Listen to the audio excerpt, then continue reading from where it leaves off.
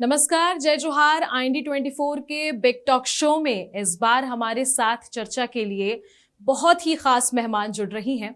सबसे पहले मैं उनका संक्षिप्त में एक इंट्रोडक्शन देना चाहूंगी। वैसे किसी भी तरीके से वो परिचय की मोहताज तो नहीं है, लेकिन जिनकी मैं बात कर रही हूँ वो नक्सल एक्सपर्ट के तौर पर पूरे छत्तीसगढ़ में जानी जाती हैं।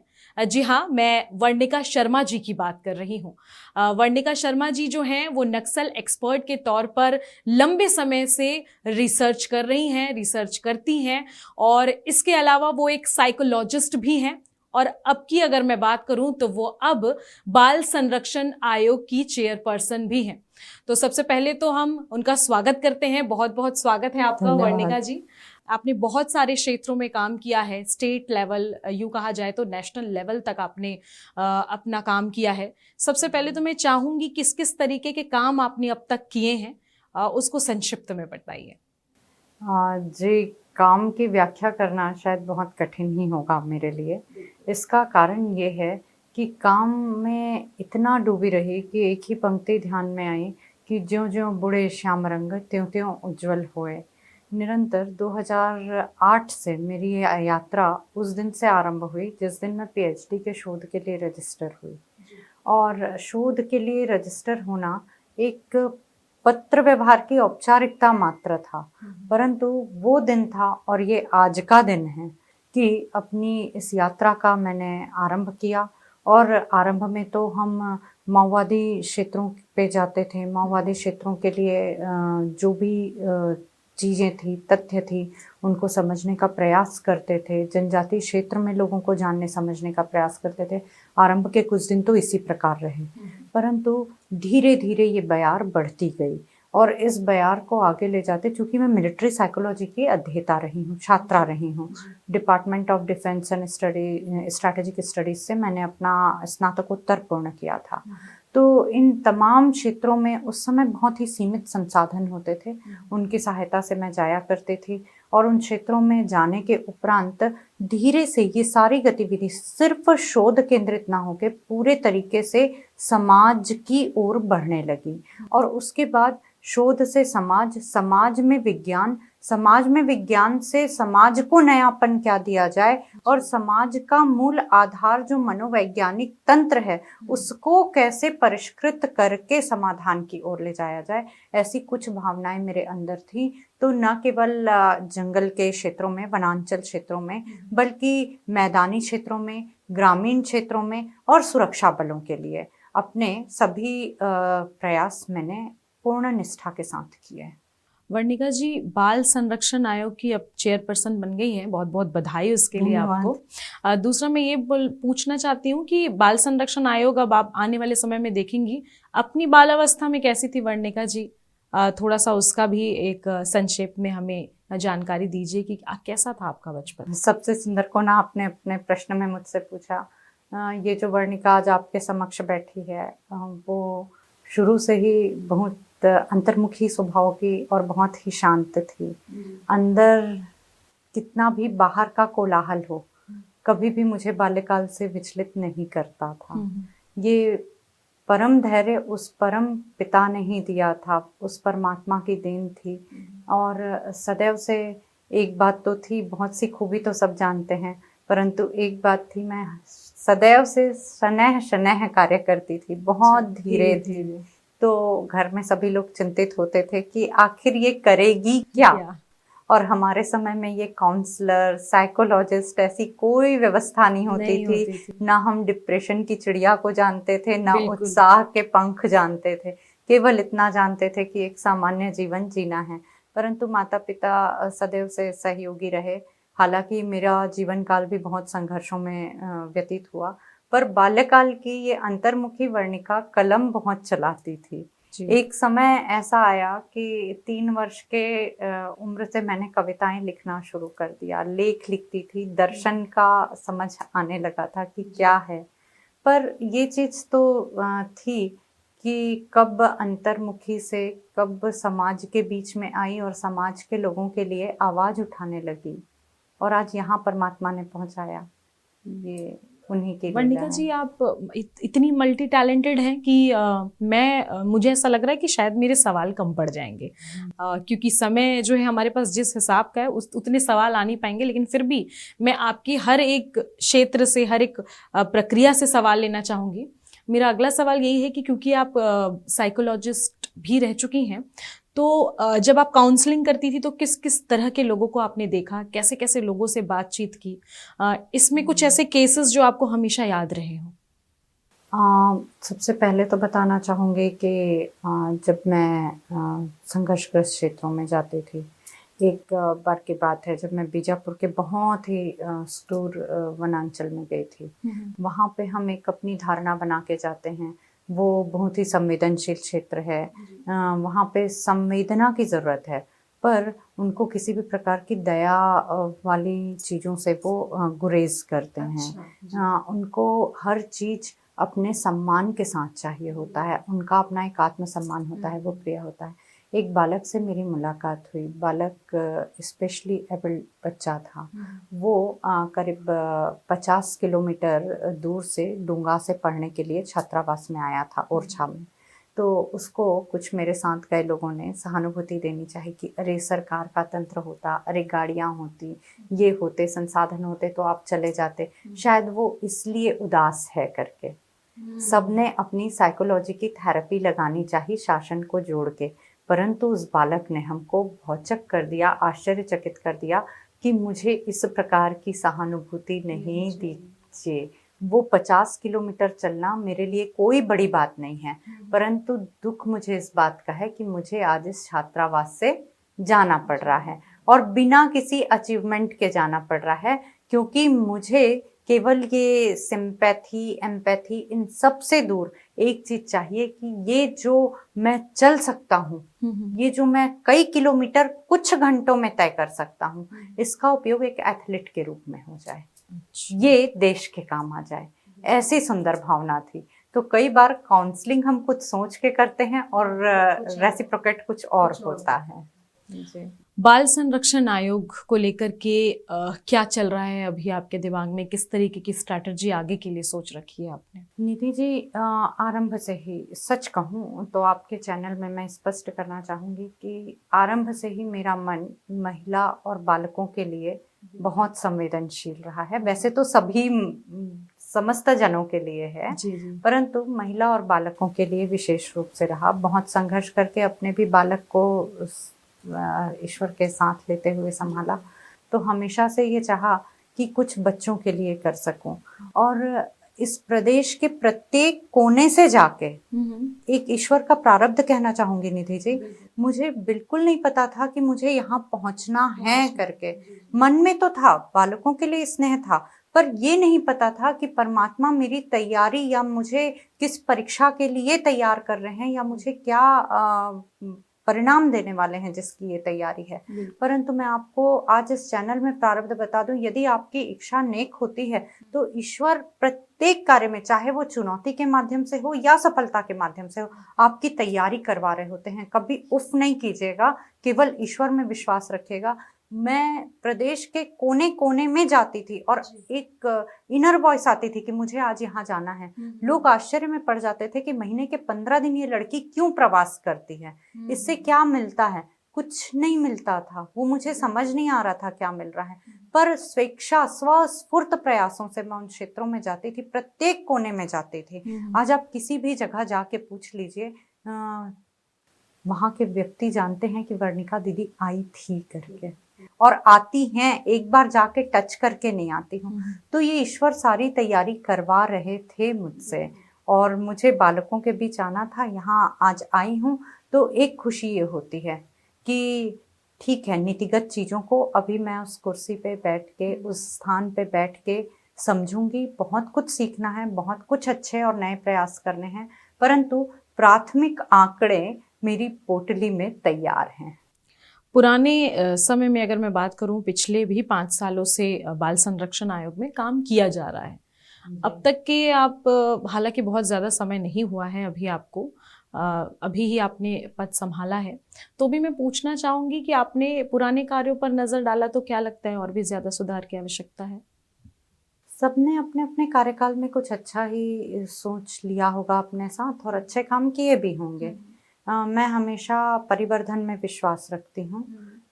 मतलब चीज़ों को आगे बढ़ाने में जो जितना हुआ है उसमें यदि कहीं पे कुछ कमी थी तो उस कमी को कुरेदना नहीं है, उस कमी पे हमको मेहनत आगे करनी बढ़ना है। है, मेहनत करनी है और उसका चाहे वो किसी के भी द्वारा हो, परंतु उसको बहुत आगे और अच्छा बढ़ाना है। अपने प्रयास एकदम सकारात्मक दृष्टिकोण से काफ़ी आगे तक लेके जाने हैं। जैसा मैंने कहा कि प्राथमिक आंकड़े मेरे पास तैयार हैं, जो ईश्वर की कृपा से ही मैं तैयार कर पाई। मैं 2011-12 से लगातार उन क्षेत्रों में हूँ और प्राथमिक आंकड़ों का कई एक जत्था तैयार रखी हुई हूँ अपने साथ में। तो अब मेरी प्रबल इच्छा रहेगी कि मैं बहुत तेजी से अब प्रयास शुरू कर दूँ। कहीं ना कहीं जो आपने समाज सेविका बन के जो कार्य किए हैं, जी, एक तरीके बिल्कुल। से वो आपकी तैयारी हो गई है जी, अभी के लिए। निधि जी, मैं जब उन क्षेत्रों में गई थी, बहुत ही सुदूर क्षेत्रों की बात बता रही हूँ, मिंगाचल नदी के उस पार का भी क्षेत्र, जहाँ पे केवल नदी को पार करके ही जाया जा सकता है। बीजापुर से चेरपाल, चेरपाल से मिंगाचल। तो वहाँ पे साइकिल भी सिर पे रख के वहाँ के सरपंच नदी पार करते हैं। तो उन क्षेत्रों में भी मैं नदी पार करके गई थी। बच्चों को हाथ से कपड़े धोते हुए कुछ वर्ष पूर्व मैंने देखा। कुछ बच्चों को विभिन्न प्रकार की परिस्थितियों में देखा। शायद उनका उल्लेख करना बहुत ही मर्मस्पर्शी हो जाएगा और थोड़ा मुझे भी भावुकता महसूस होगी। तो उस समय मैं सोच के आई थी कि किसी न किसी ऐसी जगह पे ईश्वर ज़रूर बिठाना कि मैं इनके साथ हो रही प्रतिकूल परिस्थितियों से न्याय कर सकूँ नहीं, परंतु न्याय का प्रयास तो अवश्य कर सकूँ करके। कभी शुरू से आप बीजेपी पार्टी में बहुत ज़्यादा इन्वॉल्व, बहुत ज़्यादा क्या इन्वॉल्व ही नहीं रही हैं, दिखी ही नहीं है, लेकिन अब एकदम से बाल संरक्षण आयोग का चेयरपर्सन आपको बना दिया गया है। क्या चल रहा है दिमाग में, कैसे क्या सोच रखा था ऐसा कुछ होगा मेरे साथ? नहीं, ये देखिए कि सबसे सुंदर बात है जो हमारे वरिष्ठ जन हैं, जो संगठन के प्रमुख हैं, अपने प्रांत के संगठन अधिकारी हैं, उन सभी की दृष्टि इस बात पे थी कि कौन उपयुक्त कार्यकर्ता है। कार्यकर्ता की परिभाषा हमारे संगठन के वरिष्ठ पदाधिकारी बहुत अच्छे से जानते हैं और उनको बहुत अच्छे से पता है कि कौन सा कार्यकर्ता किस जगह पे निर्बाध गति से संलग्न है और वो निरंतर कार्य कर रहा है। बीजेपी के भी उद्देश्य समाज कल्याण था। बीजेपी के ही उद्देश्य जन जागरूकता थी। बीजेपी के ही उद्देश्य बालकों का संवर्धन, उनका विकास था। तो वो सारे ही कार्य तो मैं एक कार्यकर्ता के रूप में उन क्षेत्रों में कर ही रही थी। यही चीज हमारे वरिष्ठ जनों ने देखी और मुझे आशीर्वाद दिया। नक्सल एक्सपर्ट के तौर पर आपको देखा जाता है। नक्सल एक्सपर्ट का अगर नाम लिया जाए तो वर्णिका शर्मा के अलावा कोई नाम सुनाई नहीं देता है। कैसे और यही विषय क्यों? जब शोध का भी विषय आया मुझे पीएचडी के लिए विषय चयन करने का, तो जैसा कि मैंने कहा मैं बहुत ही अंतर्मुखी स्वभाव की हूँ, परंतु जब दूसरों के लिए अन्याय पे प्रश्न उठाने की बारी आती है तो मैं मिनट भी देर नहीं लगाती और बहिर्मुखी हो जाती हूँ। तो चूंकि अंतर्मुखी स्वभाव था तो कुछ लोगों ने कहा कि ऐसा टेबल वर्क वाला पीएचडी कर लेते हैं करके, जिसमें अधिक आने जाने की आवश्यकता नहीं हो। पर मैं हमेशा से ऐसे विषय का चयन करना चाहती थी जो जिससे समाज के लिए कुछ दे सकें। केवल डॉक्टरेट की उपाधि लेना या नाम के आगे वर्णिका से डॉक्टर वर्णिका हो जाना मेरा उद्देश्य कभी भी नहीं रहा। पोस्ट डॉक्टरेट कर लिया पर कभी उद्देश्य डिग्री मात्र नहीं रहा। तो मैं उस समस्या से बहुत करीब से महसूस कर पाती थी। 2006-07 में जब मैं स्नातकोत्तर अपना पूरा कर रही थी, 2006 की बात है, उस समय पे बिल्कुल ये बात दिल से छूती थी कि यदि आज किसी क्षेत्र का विकास नहीं होता तो क्यों होता है। तो मेरी माँ एक टेबल दिखाती थी और उस टेबल के प्रति मेरा शुक नेत्रम दृष्टयित्वा सरसंधानम कुरु, यानी तोते की आंख को लक्ष्य मान के निशाना साधो। मैं हमेशा उस टेबल की ओर देखती रहती थी कि उसमें दीमक लग गया था तो एक पाया उसका कमजोर होता जा रहा था।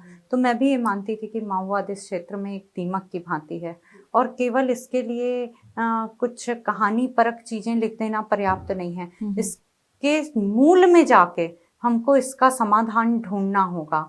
तो उस समय मैं मिलिट्री साइकोलॉजी पढ़ती थी, और मिलिट्री साइकोलॉजी गुरिल्ला वॉरफेयर उसका एक हिस्सा होता है, गुरिल्ला समरतंत्र और गुरिल्ला स्ट्रैटेजी।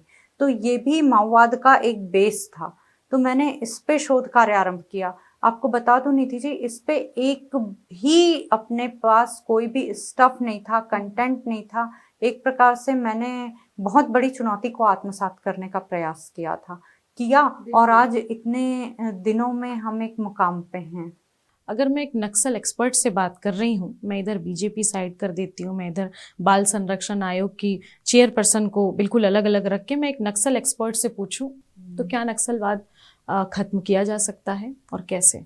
जी, ये प्रश्न मुझसे भी पूछा जाता था जब अन्य राज्यों में जाती थी। तो वर्णिका जी बतौर नक्सल एक्सपर्ट बताएं कब खत्म हो रहा है। बिल्कुल। तो शुरू में तो ऐसा लगता था, क्या किसी ज्योतिष गणना से बताऊं या किस आधार पे बताऊं? नहीं, मैं एक शोधार्थी हूं और अपनी शोध गणना के आधार पे एकदम सच्ची बात करूंगी। पर कभी जो चीजें अकल्पनीय लगती थी, आज वाकई में इन 1.5 वर्षों में दो बातों पे, गन और मन दोनों पे पैरेलल वर्क होना आरंभ हुआ।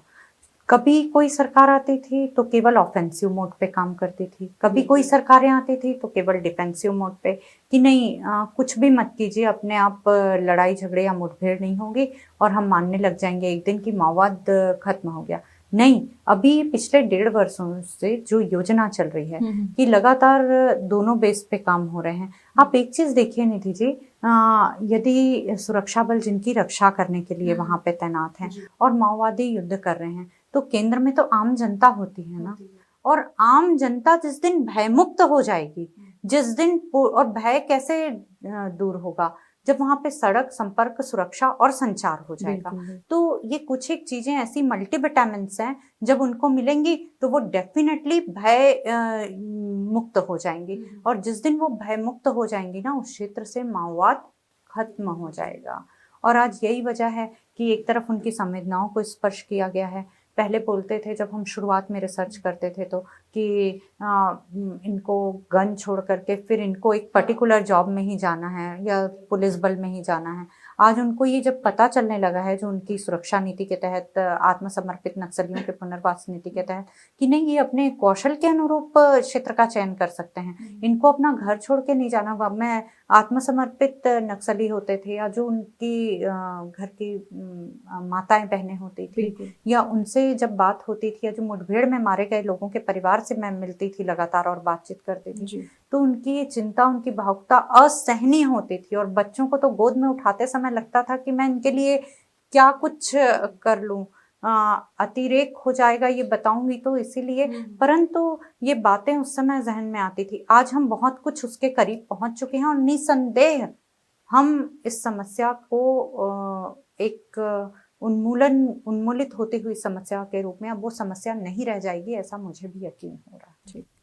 नक्सल, अगर मैं बात करूं तो बस्तर को नक्सलवाद का गढ़ माना जाता है। आप वहां गई हैं, आप वहां रही हैं, क्या आपने देखा, क्या आपने पाया, क्या सही है, क्या गलत है? कभी किसी नक्सली से मुलाकात हुई आपकी? जी, आपकी अंतिम पंक्ति से बात उठाती हूँ। हम जब यहाँ पे बैठे होते हैं, हम सभी, मैं, आपकी, मेरी, जो आज दर्शक हमको देख रहे हैं, उनकी भी बात करती हूँ।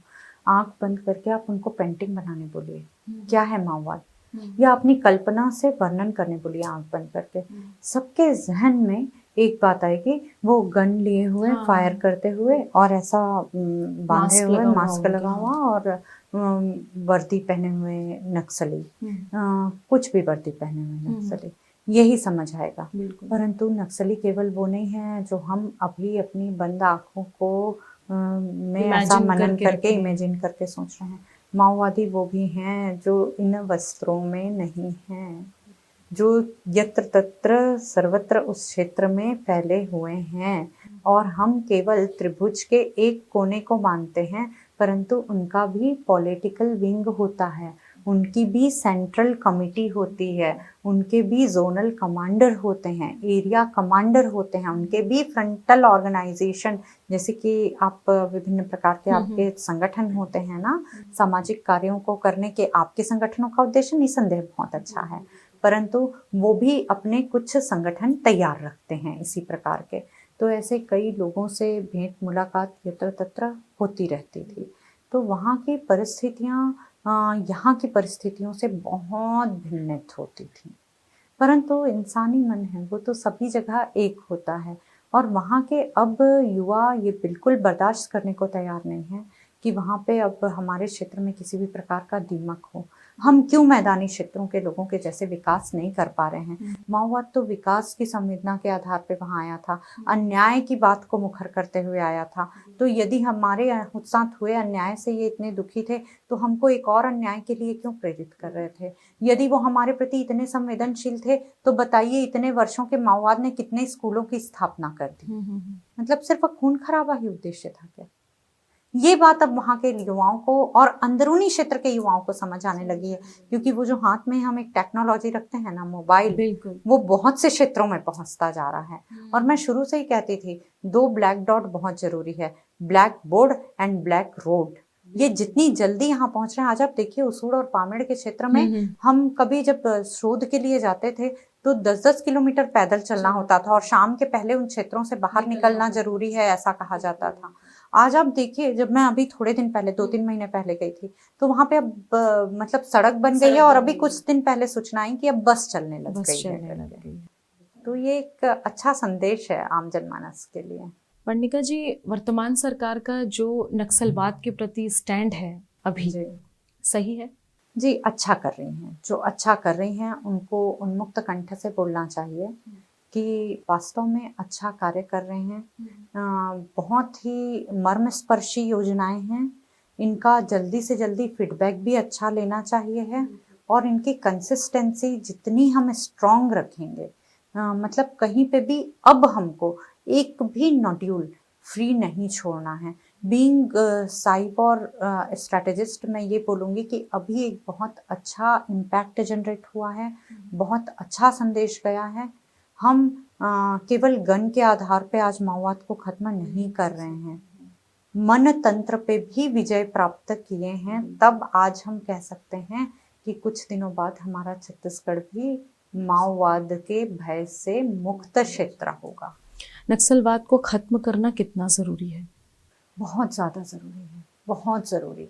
कारण ये है कि कुछ लोग कहते थे कि आप व्यक्तियों को मार सकते हैं, या जो मैंने कहा कि त्रिभुज के कोने पे बैठे लोगों को, पर आज लोगों को हृदय तल से ये बातें समझ आ रही है कि माओवाद ने कभी किसी का कल्याण नहीं किया है।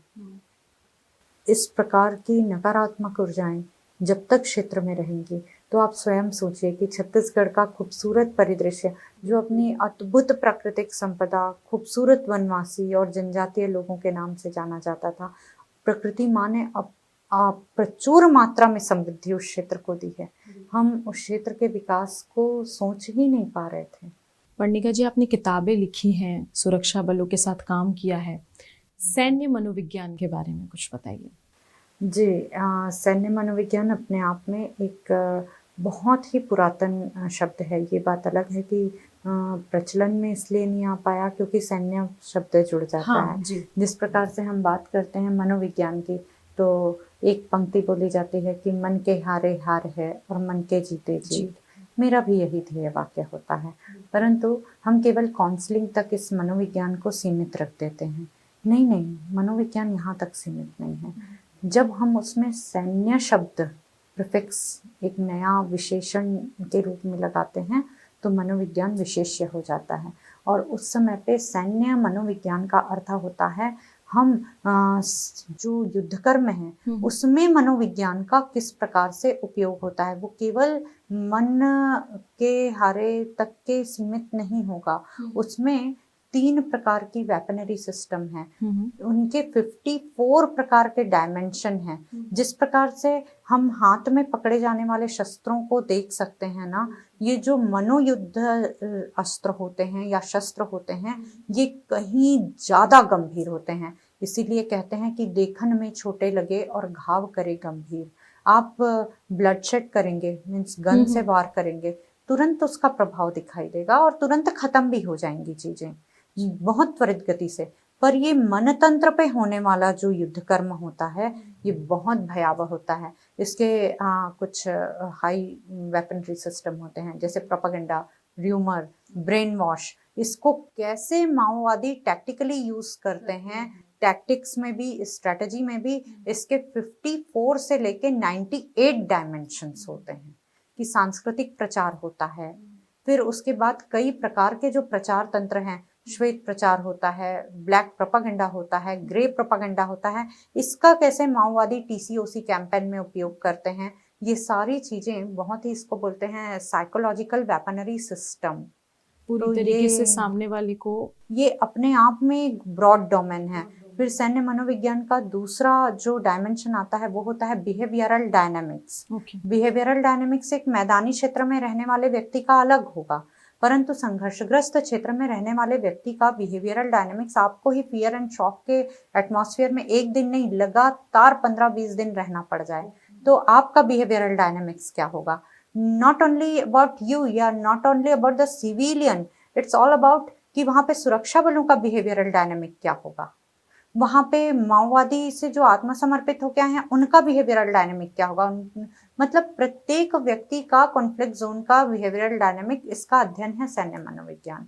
फिर थर्ड सेगमेंट ऑफ सैन्य मनोविज्ञान इज मानव प्रबंधन तकनीक, कि किस प्रकार मानव प्रबंधन तकनीक के मैनेजमेंट टेक्निक की सहायता से संघर्षग्रस्त क्षेत्रों में मनोविज्ञान की सहायता से प्रबंधन की स्थापना की जा सकती है। वर्णिका जी, सुरक्षा जागरण मंच क्या है और क्या आवश्यकता है इसकी?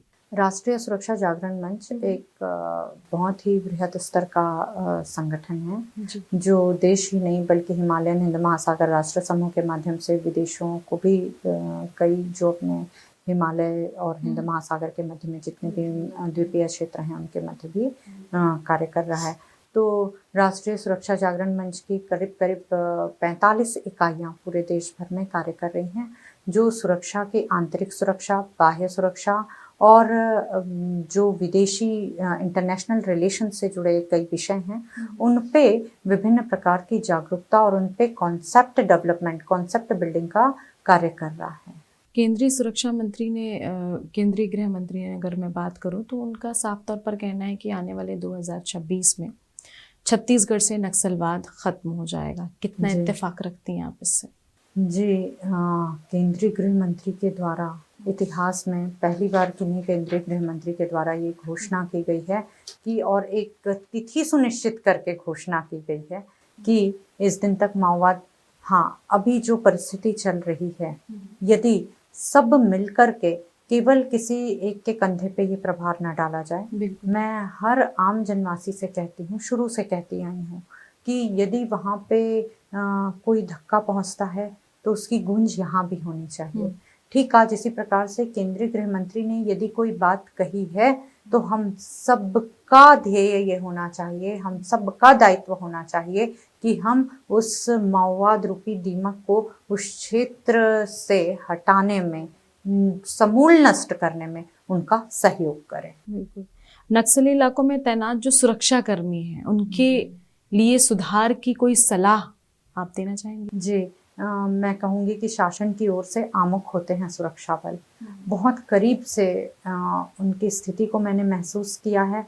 आप और हम, अभी ये पानी का गिलास सामने दिख रहा है, हमको जब प्यास लगेगी हम पानी उठा के पी सकते हैं, पर वो सुरक्षा बल जो वहाँ पे तैनात होते हैं किसी भी क्षेत्र के, जब वो कॉम्बैट क्षेत्र में होते हैं, 4-4, 6-6 घंटे कॉम्बैट चल रहा होता है, उस कॉम्बैट जोन में पानी की भी कई बार व्यवस्था नहीं होती। वो कितना सारा रसद अपने साथ ले जा सकते हैं, एक सीमित संसाधन ही, और वो उस परिस्थिति में युद्ध कर रहे होते हैं। ये सब मैंने करीब से देखा और महसूस किया है कि कितनी विकट परिस्थितियों में वो जंगल में पेड़ों पे 4-4, 6-6 घंटे बैठे होते हैं, अपने परिवार से महीनों सालों संपर्क स्थापित नहीं हो पाता।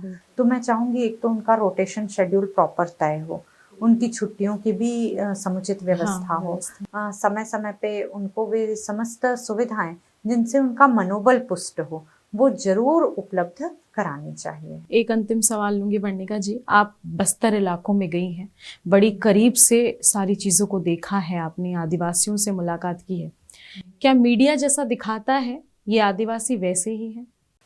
देखिए बहुत कुछ चीज़ें मीडिया से आप भी जुड़े हैं, मैं भी बरसों से मीडिया में संवाद रखती आई हूँ। मीडिया एक चतुर्थ स्तंभ जो हम कहते हैं, वास्तव में मीडिया की भूमिका बहुत महत्वपूर्ण होती है। आज हम सबकी दृष्टि लेके मीडिया वाले जाते हैं। ठीक है, वो जो बताते हैं, वो जो समझाते हैं, एक हद तक क्या सही ही हैं चीज़ें। बस ये है कि मीडिया भी अपनी भूमिका का जो निर्वहन कर रही है, आज कहीं ना कहीं वो चीज़ें सामने लेके आ रही हैं, तभी आम जनमानस तक पहुंच रही हैं। परंतु हमको भी इसमें अपने दायित्व की ओर पूरा सजग रहना चाहिए और ध्यान देना चाहिए। बहुत सुंदर परिस्थितियां भी हैं। मीडिया कितनी सारी चीज़ों को कवर करेगी, वहाँ पे वो कॉम्बैट कवर करेगी, पर कॉम्बैट के बाद एक दूसरा मर्मस्पर्शी पक्ष भी होता है कि वहाँ के लोगों का मैं बता दूं कि वहाँ पे महिलाएं बुलेट चला रही होती हैं। वहाँ पे बैगा जनजाति में आप जाके देखिएगा कि महिलाएं घर का प्रतिनिधित्व कर रही होती हैं। They are the decision making authority of there, और वो अपने घर का प्रतिनिधित्व करती हैं, अपने घर के निर्णय लेती हैं।